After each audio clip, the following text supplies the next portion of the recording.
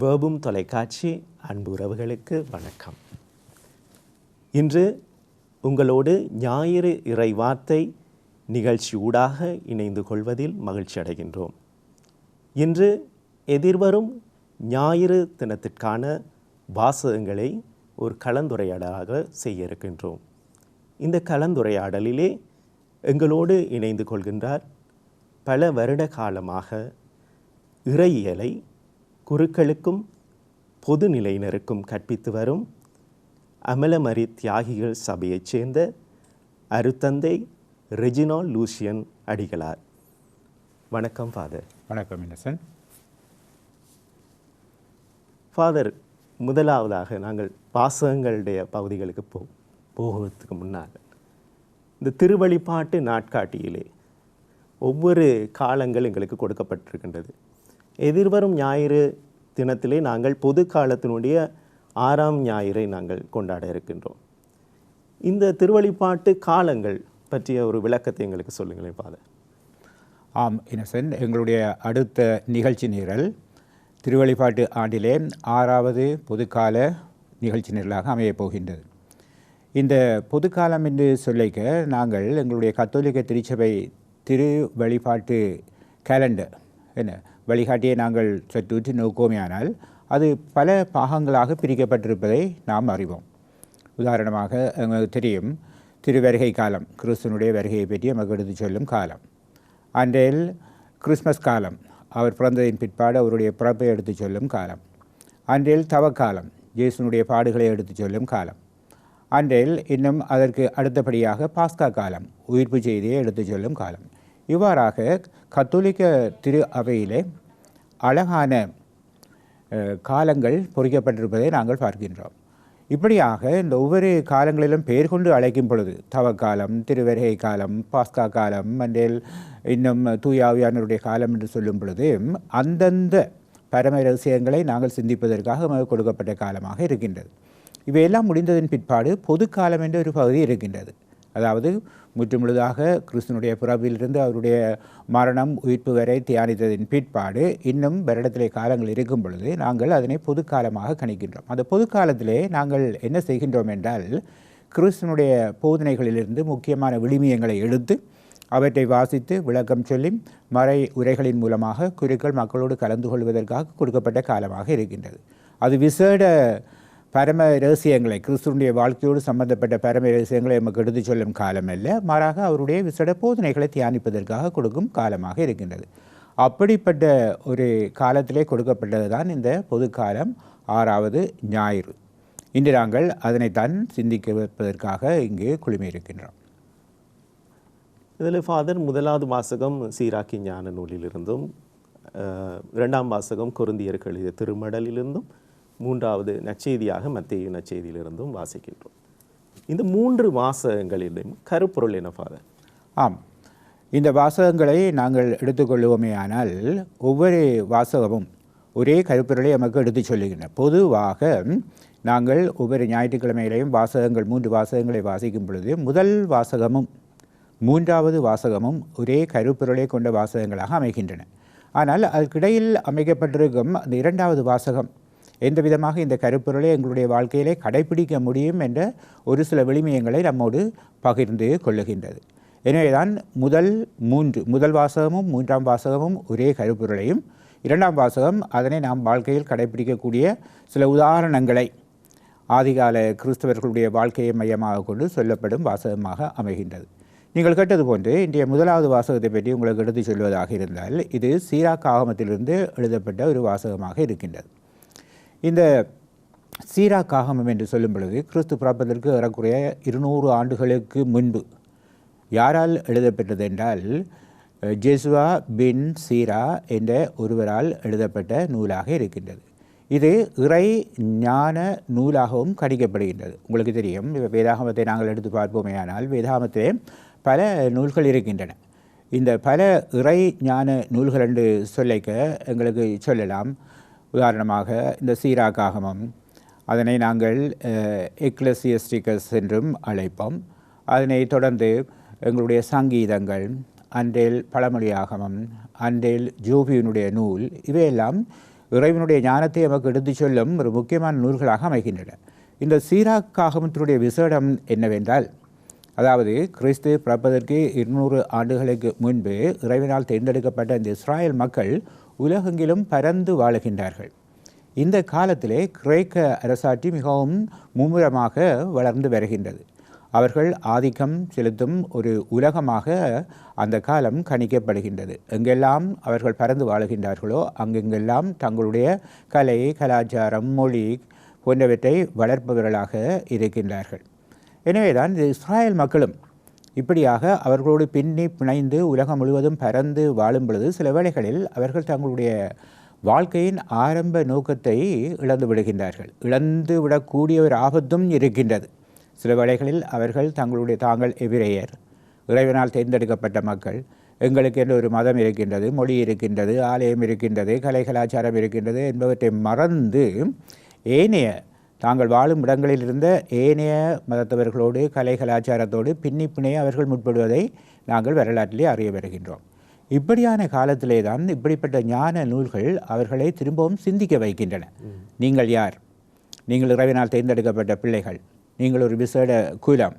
ஆகவே நீங்கள் உங்களுடைய குல கோத்திர பண்புகளை, பக்குவங்களை மறந்துவிடக்கூடாது என்பதற்காகத்தான் இந்த ஜெஷுவா பின் சீரா என்பவர் கிறிஸ்து பிறப்பதற்கு 200 ஆண்டுகளுக்கு முன்பே இந்த நூலை எழுதி, அதாவது அவர்களுக்கு மோயிசன் என்னென்ன விதமான கட்டளைகளை ஆரம்பத்திலே கொடுத்தாரோ அவற்றை திரும்பவும் இவர்களுக்கு ஞாபகப்படுத்தும் முகமாக இதனை உங்களுடைய வாழ்க்கையிலே கடைப்பிடிக்க வேண்டும், அவருக்கு உகந்த நல்ல பக்குவப்பட்ட மக்களாக நீங்கள் வளர வேண்டும் என்ற படிப்பினையை கொடுப்பதற்காக இப்படிப்பட்ட ஒரு அழகிய நூலை அவர்களுக்கு எழுதி கொடுக்கின்றார். ஆகவே மோயிசனுடைய படிப்பினைகள் இந்த முதலாம் வாசகத்திலே விசேட விதமாக கிறிஸ்து பிறப்பதற்கு 200 ஆண்டுகளுக்கு முன்பே திரும்பவும் ஆணித்தரமாக கொடுக்கப்பட்ட ஒரு கதையைத்தான் எடுத்து சொல்லுகின்றது. எனவேதான் இவையெல்லாம் இறை ஞானம் நிறைந்த நூல்களாக கணிக்கப்படுகின்றன.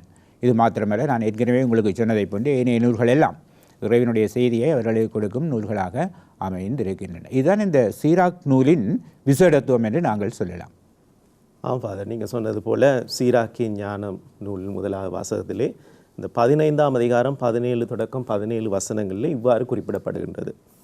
உனக்கு முன் நீரையும் நெருப்பையும் அவர் வைத்துள்ளார், உன் கையை நீட்டி உனக்கு விருப்பமானதை எடுத்துக்கொள், மனிதர் முன் வாழ்வும் சாவும் வைக்கப்பட்டுள்ளன, எதை அவர்கள் விரும்புகிறார்களோ அதுவே அவர்களுக்கு கொடுக்கப்படும். இங்கே ஃபாதர், கடவுள் மனிதனுடைய சுதந்திரத்தை பற்றி பேசுவதை நாங்கள் பார்க்கிறோம். ஏனென்று சொன்னால், உங்களுக்கு எது விருப்பமோ அதை நீங்கள் தேர்ந்தெடுத்து கொள்ளலாம் என்ற மனித சுதந்திரத்தை பற்றி பேசுகிறோம். ஆனால் இன்றைய காலத்தை பொறுத்தவரையிலே மனித சுதந்திரம் என்று சொல்லும் பொழுது நாங்கள் நினைக்கிறோம், நான் எதை நினைக்கிறேனோ, நான் என்ன செய்ய வேண்டும் என்று நினைக்கிறேனோ அதுதான் மனித சுதந்திரம். நான் நினைப்பதையெல்லாம் செய்ய வேண்டும், அது எனக்கு சுதந்திரமானது, அதுதான் மனித சுதந்திரம் என்று நாங்கள் சொல்கின்றோம்.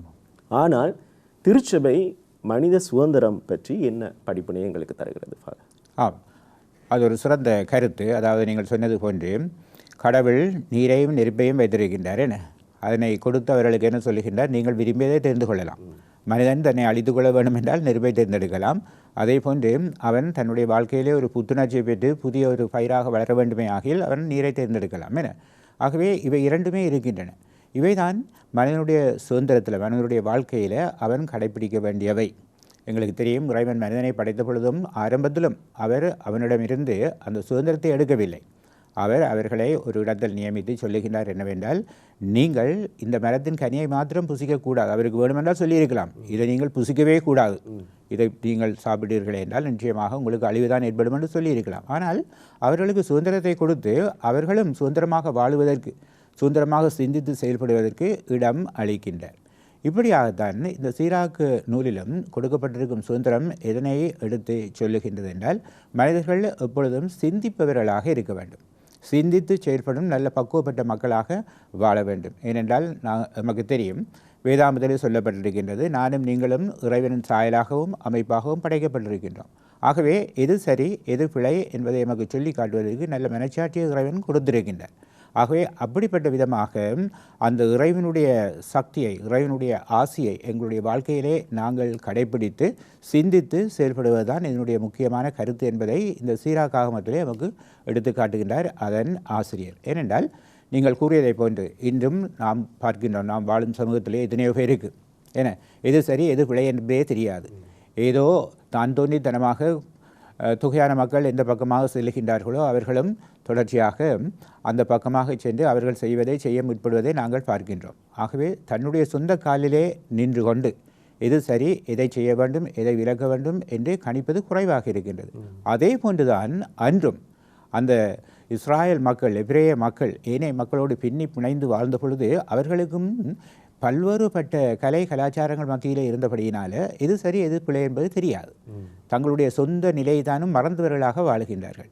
அப்படிப்பட்ட ரீதியிலே தான் திரும்பவும் இறைவனுடைய அந்த நல்ல பக்குவங்களை பண்புகளை அவர்களுக்கு இந்த சீராக் ஆகமத்தின் மூலமாக ஜெசுவா பின் சீரா என்பவர் எழுதி வைத்து சொல்லுகின்றார். என்னவென்றால், உங்களுடைய வாழ்க்கையை நீங்கள் அழித்து விடாமல் நல்வழிப்படுத்த வேண்டுமேயாகில் இறைஞானம் கொண்ட மக்களாக எப்பொழுதும் வாழுங்கள் என்று சொல்லும் அப்போன்று அவர்களுக்கு அதனை விளக்குகின்றார். ஆகவே மனித சுதந்திரம் எப்பொழுதும் இறைவனுடைய வார்த்தையோடு சம்பந்தப்பட்டதாக இருக்கின்றது.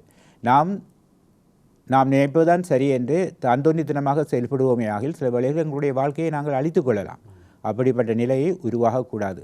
மனச்சாட்சிக்கு நாங்கள் செவிமடுக்க வேண்டும், இறைவனுடைய வார்த்தைகளுக்கு செவிமடுக்க வேண்டும், திரு அவைக்கு செவிமடுக்க வேண்டும், இறை வார்த்தைகளை வாசிக்க வேண்டும். இப்படியாக இவற்றால் உந்தப்பட்ட நல்ல பக்குவப்பட்ட மக்களாக நானும் நீங்களும் வாழ வேண்டும் என்பதைத்தான் அன்றும் அந்த ஜெசுவா பின் சீரா என்பவர் இஸ்ராயல் மக்களுக்கு எடுத்து சொன்ன கதையை நாங்கள் பார்க்கின்றோம். ஆகவே இறைவனுடைய வார்த்தைகள் என்று சொல்லும் பொழுது அவை என்றும் வாழும் வார்த்தைகள். அவை ஒரு காலத்திற்காக ஒரு குறிப்பிட்ட மக்களுக்காக கொடுக்கப்பட்ட வார்த்தைகள் அல்ல. ஒவ்வொரு நாளும் அவற்றை நாங்கள் வாசிக்கும் பொழுது ஏதோ புதிய கருத்துக்களை அதிலிருந்து நாங்கள் கணிக்கக்கூடியவர்களாக இருக்கின்றோம். இன்றும் அந்த உயிருள்ள வார்த்தைகள் நமக்கு ஒரு செய்தியை எடுத்துச் சொல்வதை நாங்கள் தெளிவாக புரியக்கூடியதாக இருக்கின்றது. ஆகவே யார் இறைவனோடு சம்பந்தப்பட்ட விதமாக இறை வார்த்தையோடு தங்களுடைய வாழ்க்கையை நெருக்கமாக கடைப்பிடிப்பவர்களாக இருப்பார்களோ அப்படிப்பட்டவர்கள் எப்பொழுதுமே பிழைகளிலிருந்து தங்களை விலக்கி கொண்டு பக்குவப்பட்ட ஒரு வாழ்க்கையை அமைத்து கொள்ளலாம். அதுதான் சிறந்ததொரு மனித சுதந்திரம் என்று நாங்கள் சொல்லலாம். நல்லது ஃபாதர். நாங்கள் முதலாவது வாசகத்தினுடைய விளக்கத்தை பார்த்தோம். இப்பொழுது இரண்டாம் வாசகம் கொரிந்தியருக்கு எழுதிய முதல் திருமுகத்திலிருந்து எடுக்கப்பட்டிருக்கின்றது. இங்கே தூய பவுல் அடிகளார் இந்த மடலை கொரிந்து மக்களுக்கு எழுதுகிறார். அந்த கொரிந்து மக்களுடைய சூழல் பின்னணி என்ன மாதிரியான இருந்தது? அவர் இந்த மடலை எழுதும்போது எந்த நோக்கத்துக்காக அந்த மக்களுக்காக இந்த கொரிந்து மடலை எழுதுகிறார்? ஆம், இதை நாங்கள் ஆக்சுவலி மூன்றாம் வாசகத்தை விளக்கினதுக்கு பிறகு பார்த்தால் அழகாக இருக்கும். இது எப்படியாக இருக்கும்? நீங்கள் கேட்ட கேள்விக்கு நான் பதிலை சொல்லுகின்றேன். என்னவென்றால், இந்த இரண்டாவது கேள்வியிலே நான் உங்களுக்கு சொன்னேன், ஒவ்வொரு ஞாயிற்றுக்கிழமையும் 3 வாசகங்கள் இருக்கும் பொழுது முதலாம் வாசகமும் மூன்றாம் வாசகம் ஒரே கருப்பொருளை கொண்டதாக இருக்கும் என்று. இந்த முதலாம் வாசகத்திலும் சீராக் ஆகமத்திலே அவர் மோயிசனுடைய விழுமியங்களைத்தான் எழுதுகின்றார். மோயிசன் உங்களுக்கு சொல்லிய கட்டளைகள் உங்களுடைய வாழ்க்கையிலே கடைபிடிக்க வேண்டும் என்று. ஆகவே அதைத்தான் இன்றும் இந்த இரண்டாம் வாசகத்திலே கொரிந்தியருக்கு எழுதிய திருமுகத்திலிருந்து புனித பவுலுவானவர் அங்கு இருந்த மக்களுக்கு எடுத்துச் சொல்லுகின்றார். இந்த வாசகம் எப்பொழுது எழுதப்பட்டது என்றால், ஏறக்குறைய கிறிஸ்துவுக்கு பிற்பாடு 50 அல்லது 51ஆம் ஆண்டளவில் எழுதப்பட்ட ஒரு செய்தியாக இருக்கின்றது. இந்த கொரிந்து நகர் என்று சொல்லும் பொழுது அது ஒரு போர்ட் சிட்டி என்று சொல்லுவார்கள், அதாவது துறைமுக பட்டினம். அங்கு ஒரு காஸ்மோபாலிட்டன் கல்ச்சர், அதாவது பல்வேறுபட்ட நாட்டை சார்ந்தவர்கள், பல்வேறுபட்ட கலை கலாச்சாரங்களைச் சேர்ந்தவர்கள் குடியேறுவது வழக்கமாக இருந்தது. இப்போ உங்களுக்கு தெரியும், நாங்கள் எங்களுடைய கொழும்பு நகரை எடுத்துக்கொள்வோமே, ஆனால் கொழும்பு ஒரு தலைமை பட்டணமானபடியினால பல்வேறு விதமான மக்கள் இருக்கின்றார்கள். அங்கு ஒரு பகுதியினர் மாத்திரம் நாங்கள் காண முடியாது. அங்கு பல பேர் பல்வேறு விதமாக வாழ்வதை நாங்கள் காணக்கூடியதாக இருக்குது. அதே போன்றதுதான் அந்த கொரிந்து நகரம். ஆகவே அந்த கொரிந்து நகரிலே புதிதாக வந்த கிறிஸ்தவர்கள் சில வேளைகளில் தங்களுடைய அந்த அந்த அடிப்படை விழுமியங்களை விட்டு தவறி செல்லும் மக்களாக இருக்கின்றார்கள். அவர்கள் மத்தியிலே பல்வேறுபட்ட வித்தியாசங்கள் இருக்கின்றன. அவர்கள் புது கிறிஸ்தவர்களாக இருக்கின்றபடினால் கிறிஸ்துவனுடைய போதனைகளை சரியாக புரிந்து கொள்ள முடியாதவர்களாகவும் இருக்கின்றார்கள். அவர்கள் மத்தியிலே பவுல் வந்த பொழுது சொல்லுகின்றார்கள், நாங்கள் பவுலுவை சேர்ந்தவர்கள். அதே போன்று அப்போலோ என்பவர் வந்த பொழுது, அவர் போதித்த பொழுது ஒரு சிலர் நாங்கள் அப்போலோவை சேர்ந்தவர்கள் என்று சொல்லுகின்றார்கள். அதே போன்று கேஃபாஸ் என்று சொல்லும் பொழுது அவர் போதித்த பொழுது அவருக்கு பின்னால் ஒரு சிலர் செல்கின்றார்கள். இப்படியாக தங்கள் மத்தியிலே பிளவுகளையும் பிரிவுகளையும் ஏற்படுத்தி கொண்டு ஒற்றுமையற்ற ஒரு வாழ்க்கையை கடைபிடிக்கும் பொழுதுதான் அந்த வேளையிலே இந்த பவுலுவானவர் என்ன சொல்லுகின்றார் என்றால், நீங்கள் எல்லோரும் கிறிஸ்து புதிய ஒரு மோசையாக இருக்கின்றார். கிறிஸ்து உங்களுக்கு சொன்ன போதனையைத்தான் நான் கற்பித்திருக்கின்றேன். ஆகவே உங்களுடைய வாழ்க்கையிலே நீங்கள் வெற்றிகரமாக வீறு நடை போட வேண்டுமென்றால் கிறிஸ்துவனுடைய போதனைகளை கடைபிடிக்க வேண்டும். கிறிஸ்துவனுடைய போதனைகள் எல்லாம் இந்த இறை வார்த்தைகளின் மூலமாக உங்களுக்கு சொல்லப்படுகின்றன. அதைத்தான் நான் உங்களுக்கு போதித்தேன். ஆக அப்படிப்பட்ட மக்களாக வாழ வேண்டும் என்று அவர்களுக்கு அறுத்து உறுத்து கூறுவதை நாங்கள் பார்க்கின்றோம். இதனை நாங்கள் கொரிந்து மக்களுடைய பிழையாகவும் கணிக்கக்கூடாது. ஏனென்றால் ஆரம்பத்திலே கிறிஸ்தவர்களாக வந்தவர்கள் அவர்களுக்கு எது சரி எது பிழை என்றும் தெரியாமல் ஒரு தத்தளிப்பு கொண்டவர்களாக இருக்கின்றார்கள். காலப்போக்கிலே தான் திரு அவை நன்றாக அமைக்கப்பட்டதின் பிற்பாடு அவற்றிற்குரிய விளக்கங்களை கொடுக்கும் பொழுது மக்கள் நன்றாக அதனை புரிந்து கொள்ளுகின்றார்கள். ஆகவேதான் இந்த காலகட்டத்திலே இப்படிப்பட்ட ஒரு திரு முகத்தை எழுதி அதாவது திரு செய்தியை பவுலானவர் தன்னுடைய செய்தியை எழுதி அவர்களுக்கு ஒரு புதிய செய்தியை கொடுப்பதை நாங்கள் பார்க்கின்றோம். ஆகவே அவர் சொல்லுகின்றார் என்ன, நீங்கள் கிறிஸ்துவை பின்பற்ற வேண்டும், கிறிஸ்துவனுடைய வாழ்க்கையிலே நீங்கள் எப்பொழுதும் ஊன்றி இருப்பவர்களாக இருக்க வேண்டும், கிறிஸ்துவ விழுமியங்கள் உங்களுடைய வார்த்தையிலும் வாழ்க்கையிலும் வெளிப்பட வேண்டும், கிறிஸ்துவுக்கு சான்று பகர வேண்டும் என்ற அந்த பக்குவத்தை அவர்களுக்கு கொடுப்பதை நாங்கள் பார்க்கின்றோம். அடுத்து ஃபாதர், இந்த வாசகத்தில் பவுல் அடிகளார் முக்கியமாக சொல்கிறார் இறை ஞானம் உலக ஞானம் பற்றி ஒரு வேறுபாடை காட்டுகிறார். இன்றைய நாளிலே எங்களுக்கும் உள்ள கேள்வி அதுதான், எப்படி இந்த இறை ஞானத்தை நாங்கள் கண்டுபிடிப்பது, இறை திருவுள்ளத்தை எப்படி நாங்கள் கண்டுபிடிப்பது, அதுக்கு என்ன மாதிரியான சொல்லுவார்கள். நமது பாணியிலே நாம் சொல்லுவோம் என பொதுவாக வயதில் முதிர்ந்தவர்கள் நல்ல பக்குவப்பட்டவர்கள் சொல்லுவார்கள், இன்று நாங்கள் ஒரு கலியுகத்தில் வாழ்ந்து கொண்டிருக்கின்றோம் என்று. ஏன்னா கலியுக காலம் என்று சொல்லும் பொழுது எப்பொழுதுமே களியாட்டங்களோடு சம்பந்தப்பட்ட விதமாக தான் எங்களுடைய வாழ்க்கை அமைகின்றது. அதுதான் அந்த கூட்டத்தோடு கூட்டமாக சேர்ந்து கோவிந்தா போடும் சத்து பக்குவம் என்று நாங்கள் சொல்லுவோம். என்ன அதாவது என்ன நோக்கத்தோடு எதனை செய்வது, எப்படி செய்வது, இதனுடைய விளக்கம் என்ன என்பதை பற்றி தெரியாமல் 100 பேர் இருந்தால் அதில் 50 பேர் ஒரு விதமாக வாழ்ந்தார்கள் என்றால் அதுதான் சரியான முறை என்று அவர்கள் பக்கமாக செல்லும் மக்களை இன்றைய கட்டத்திலே நாங்கள் பார்க்கின்றோம். என்ன அது நன்மையோ அது சரியோ பிழையோ நன்மையா தீமையா என்று சிந்திப்பது கிடையாது. அப்போ இப்படிப்பட்ட காலத்தில் தான் நாங்கள் சரியானவற்றை எங்களுடைய வாழ்க்கையிலே கடைப்பிடிக்க வேண்டும் என்றால், நாங்கள் கடைப்பிடித்து இந்த கிறிஸ்துவனுடைய மக்களாக வர வேண்டும் என்றால் கிறிஸ்துவனுடைய வார்த்தைகளுக்கு, இறை வார்த்தைகளுக்கு நாங்கள் முக்கியத்துவம் கொடுக்க வேண்டும். அப்போ இறை ஞானம் எங்களுக்கு அவசியம். இந்த இறை ஞானம் எங்கிருந்து கிடைக்கின்றது? இந்த விவிலிய வார்த்தைகளின் வழியாகத்தான் எங்களுக்கு கிடைக்கின்றது. இதற்காகத்தான் ஒவ்வொரு ஞாயிற்றுக்கிழமையும் திரு அவை எங்களை அழைத்து இந்த வாசகங்களிலே நாங்கள் கலந்து கொண்டு இந்த வாசகங்களை நாங்கள் சரியாக கேட்டு எங்களுடைய உள்ளத்திலே பதித்து அவற்றை தியானித்து ஒரு வார காலமாக அதனை வாழ்ந்ததின் பிற்பாடு திரும்பவும் அடுத்த ஞாயிறு ஆலயத்திற்கு வரும் பொழுது அதே வார்த்தைகளை கேட்டு கிறிஸ்துவுக்கு வந்த மக்களாக நாங்கள் வாழ பழகிக்கொள்ள வேண்டும் என்று திரு அவை அடிக்கடி நமக்கு ஞாபகம் ஊட்டுகின்றது. நீங்கள் கேட்டதை போன்று இந்த இறைஞானம் மனித ஞானம் என இறைஞானத்தை நாங்கள் எங்கிருந்து பெறலாம்? இந்த இறை வார்த்தைகளிலிருந்து தான் பெறலாம். ஆக யார் விவிலியத்தோடு தொடர்பு கொண்ட மக்களாக வாழுகின்றார்களோ, இந்த விவிலிய வார்த்தைகளை வாசிப்பதற்கு ஆசையாக இருக்கின்றார்களோ அவர்களுக்கு நிச்சயமாக தங்களுடைய வாழ்க்கையிலே இறைஞானம் கிட்டும்.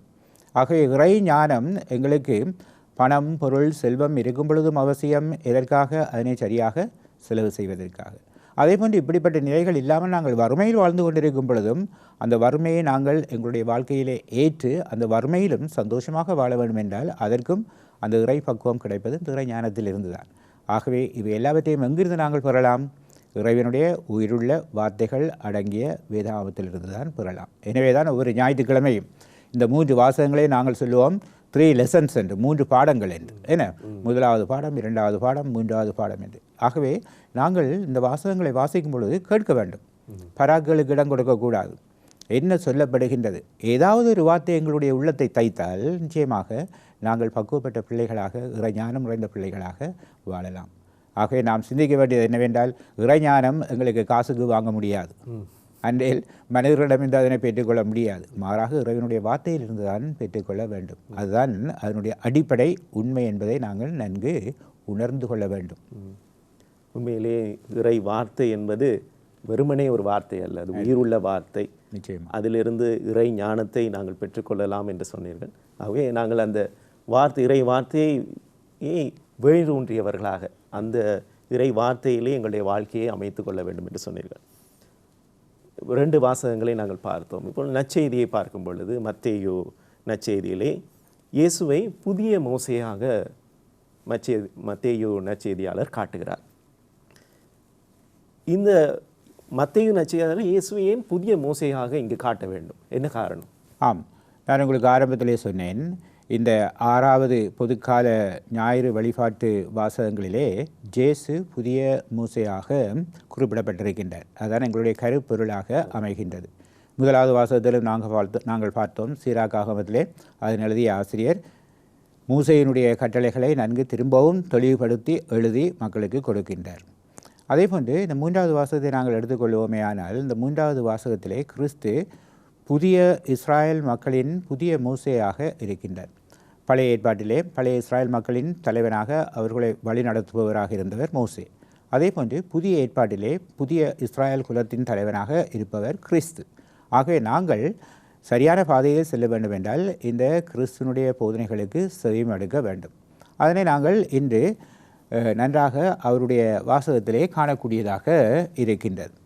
என்ன காணுகின்றோம் என்றால், இந்த 3வது வாசகத்தை நாங்கள் உற்று நோக்கும் பொழுது ஜேசு ஒரு புரட்சிகரமான புதிய மோசேயாக தென்படுவதை நாங்கள் பார்க்கின்றோம். அதாவது மோசே கூறிய விளக்கங்கள், அதே சட்டங்களை அவர் மறுப்பதற்காக இங்கு வரவில்லை. கிறிஸ்து சொல்லுகின்றார், அதிலிருந்து ஒரு துளியாவது அவர் மறுப்பது கிடையாது.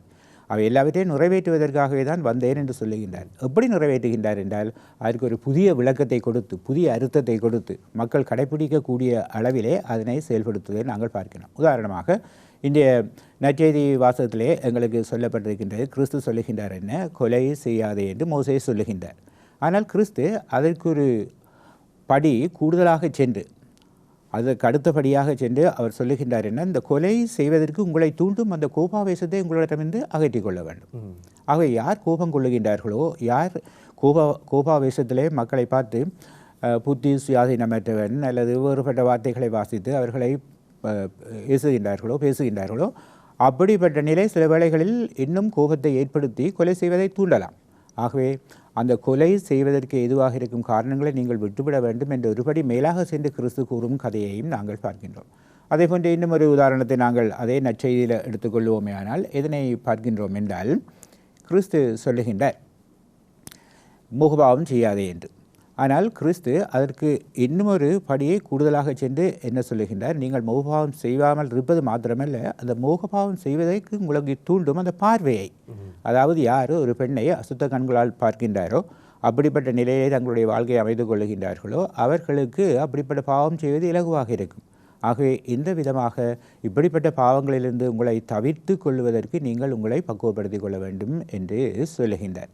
எனவே தான் கிறிஸ்து சொல்லுகின்றார், நீங்கள் பலி செலுத்த போகும் பொழுது, காணிக்கையை எடுத்து செல்லும் பொழுது, உங்களுக்கு ஏதாவது ஞாபகம் வந்தால், யாராவது உங்களுடைய கோபதாபம் கொண்டவர்களாக இருக்கின்றார்கள், அல்லது நீங்கள் சில வேளைகளில் ஒரு சில காரணங்களின் மூலம் மற்றவர்களை ஒதுக்கி வைத்திருக்கின்றீர்கள் என்று அறிந்தால், நீங்கள் உடனடியாக அவற்றை பீடத்தின் முன்பாக வைத்துவிட்டு சென்று அவர்களோடு திரும்பவும் நீங்கள் நல்லுறவை ஏற்படுத்தியதன் பிற்பாடு வந்து பலியை செலுத்துங்கள். ஆகவே அது உங்களுடைய வாழ்க்கையோடு பின்னி பிணையும் என்று ஒரு புதிய கட்டளையை கிறிஸ்து தெளிவாக நமக்கு எடுத்து சொல்லுகின்றார். ஆனபடியினால தான் மோசேயினுடைய பக்குவத்திலிருந்து சற்று வேறுபட்டு இன்னும் கூடுதலாக சென்று ஒரு புதிய விளிமயங்களை கிறிஸ்து கொடுப்பதன் மூலமாக அவரை இன்றைய ஞாயிறு வழிபாட்டிலே நாங்கள் புதிய மூசையாக கணிக்கின்றோம். அதுதான் எங்களுடைய கருப்பொருளாகவும் இருக்கின்றது. நீங்கள் சொன்னீங்க, மோசே கொடுத்த சட்டத்திலிருந்து மாறுபட்ட விதமாக இயேசுடைய பார்வை இருக்கின்றது. அதிலே நீங்கள் ஒரு சில சட்டங்களை பற்றியான விளக்கங்களை சொல்லுங்கள். இன்றைய கால சூழ்நிலையிலே இந்த மனமுறிவு பற்றியும் அந்த சட்டத்திலே இயேசு சொல்கிறார், மனைவியை விலக்கிவிடக்கூடாது என்று. எந்த அளவு அந்த இயேசுடைய சட்டம் இந்த காலத்திலே மக்கள் மத்தியிலே சென்றிருக்கின்றது? என்னென்னு சொன்னால், இந்த கத்தோலிக்க திருச்சபையிலே பார்க்கும் பொழுது அதிகமான மனமுறிவுகள், விவாகரத்து காணப்படுவதை நாங்கள் பார்க்கிறோம். இப்போ இயேசுடைய சட்டத்தின்படி அது கூடாது என்று சொல்கிறார். அதை பற்றியான ஒரு விளக்கத்தை சொல்லுங்கள். ஆமாம், இன்றைய காலகட்டத்திலும் நாங்கள் பார்க்கின்ற நீங்கள் கூறியதை போன்று மனமுறிவு என்பது மிகவும் ஒரு சுலபமாக செய்யும் ஒரு நிகழ்வாக இருக்கின்றது. ஏன்னா அற்ப சொற்ப காரணங்களுக்காக சில வேளைகளில் எனக்கு இவரோடு வாழ முடியாது, அன்றில் இவளோடு வாழ முடியாது என்று சொல்லி அவர்கள் மனமுறிவு சீட்டை எழுதி கொடுப்பதற்கு ஆயத்தமாகுவதை நாங்கள் பார்க்கின்றோம். இது இந்த காலத்தில் மாத்திரமல்ல, அந்த காலத்திலும் இருந்தது. அதாவது பழைய ஏற்பாடு காலத்திலும் அற்ப சொற்ப காரணங்களுக்காக ஒரு சீரியஸான ஒரு நிகழ்வு இல்லாமல் இருக்கும் பொழுது, உதாரணமாக தன்னுடைய மனைவி தன்னுடைய காலை உணவை தீய வைத்து விட்டால் அவளுக்கு சரியாக சமைக்க முடியாது என்று சில கணவர்கள் உடனடியாக விவாகரத்து சீட்டை கொடுத்து அவரை விலக்கிவிட்டு இன்னும் ஒருவரை மணப்பதற்கு அவர்களுக்கு வாய்ப்பு இருந்தது. ஆகவே அந்த மன வாழ்க்கையின் அந்த புனிதத்தன்மை அன்று மறுக்கப்பட்டதாக இருந்தது. அப்படிப்பட்ட விடயங்களை கிறிஸ்து நன்றாக அறிகின்றார். எனவேதான் அப்படிப்பட்ட நிலை மாற வேண்டும். ஒருத்தி ஒருவனுக்கு என்பது இறைவனால் கொடுக்கப்பட்டது. திருமண வாழ்க்கை என்று சொல்லும் பொழுது அது ஒரு 1000 காலத்து பயிர். தொடங்கினால் முடிவு மட்டும் இருக்க வேண்டும் என்றெல்லாம் நாம் வாழ சிந்திக்க வேண்டும் என்பதை கிறிஸ்து அவர்களுக்கு எடுத்து கூறும் முகமாகவே தான் ஒரு ஒரு ஒரு ஒரு முக்கியமான காரணத்தின் நிமித்தம் விவாகரத்து செய்வதை தடுத்து அற்ப சொற்ப காரியங்களுக்காக விவாகரத்து செய்பவர்கள் தான் பிழை செய்வது மாத்திரமல்ல, அவர்கள் தவிர்த்து வைக்கும் அந்த பெண்ணும் ஒரு பிழையான வாழ்க்கை வாழ்வதற்கு வழி சமைக்கப்படுகின்றது. ஆகவே அப்படிப்பட்ட நிலை உருவாகக்கூடாது. கிறிஸ்தவர்களாகிய நீங்கள் சற்று சிந்திக்க வேண்டும். திருமண வாழ்க்கை என்று சொல்லும் பொழுது அது ஒரு அருட்சாதன வாழ்க்கை, புனிதமான வாழ்க்கை, இறைவனால் உங்களுக்கு கொடுக்கப்பட்ட வாழ்க்கை, உங்களுடைய உடல் மகிழ்ச்சிகளுக்காக மாத்திரம் கொடுக்கப்பட்ட வாழ்க்கை அல்ல. அத்தோடு சேர்ந்து இறைவனை புகழ்வதற்காக, இறைவனுடைய அரசாட்சியை கட்டி எழுப்புவதற்காக குடும்பமாக முன்வர வேண்டிய ஒரு வாழ்க்கையாக இருக்கின்றது. அதனை நீங்கள் எப்பொழுதுமே புனித வாழ்க்கையாக கணிக்க வேண்டும் என்ற ஒரு பாடத்தை தான் கிறிஸ்து எடுத்து சொல்லுகின்றார். இது எங்களுடைய இந்திய இளைஞர்களுக்கு ஒரு நல்ல ஒரு பாடமாக அமையலாம். ஏனென்றால் இந்திய எமது இளம் பெண்கள், இளம் ஆண்கள் சில வேளைகளில் கத்தோலிக்க பக்குவங்களிலிருந்து களையப்பட்டவர்களாக ஏனையவர்களோடு கூடி சென்று சில வேளைகளில் அவர் செய்வதை அவள் செய்வதை நானும் செய்ய வேண்டும் என்ற ஒரு பிழையான குணத்திலே போய்கொண்டிருக்கின்றார்கள். இப்படிப்பட்ட உலகிற்கு கிறிஸ்தவர்கள் ஒளி விளக்குகளாக இருக்க வேண்டும். அவர்களுக்கு ஒரு பாடத்தை புகட்டுபவர்களாக இருக்க வேண்டும். ஆனபடியால் தான் பீடத்திலே அவர்கள் என்ன சொல்லுகின்றார்கள்?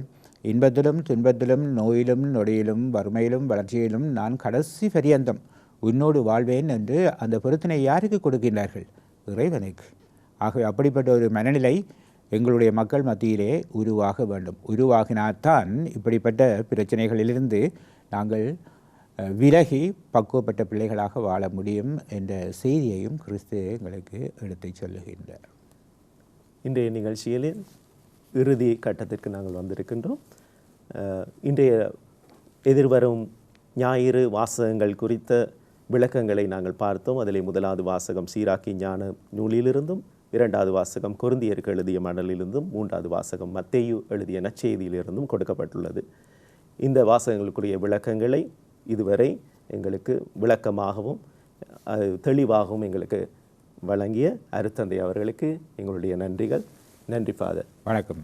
அதே போல் இன்றைய நிகழ்ச்சியில் இறை வார்த்தையோடு இணைந்து, இறை வார்த்தை வெறுமனே ஒரு வார்த்தை அல்ல, உங்களுடைய வாழ்வுக்கு, நம்முடைய வாழ்வுக்கு அது பலன் தரக்கூடிய ஒரு வார்த்தையாக இருக்கின்றது. நம்முடைய வாழ்வை மாற்றி அமைக்கக்கூடிய வார்த்தையாக இருக்கின்றது. எனவே இன்றைய நிகழ்ச்சியை பார்த்து கொண்டிருக்கிற உங்கள் வாழ்விலும் ஒரு மாற்றத்தை இறை வார்த்தை ஏற்படுத்த வேண்டும் என்பதே எங்களுடைய எதிர்பார்ப்பாகும்.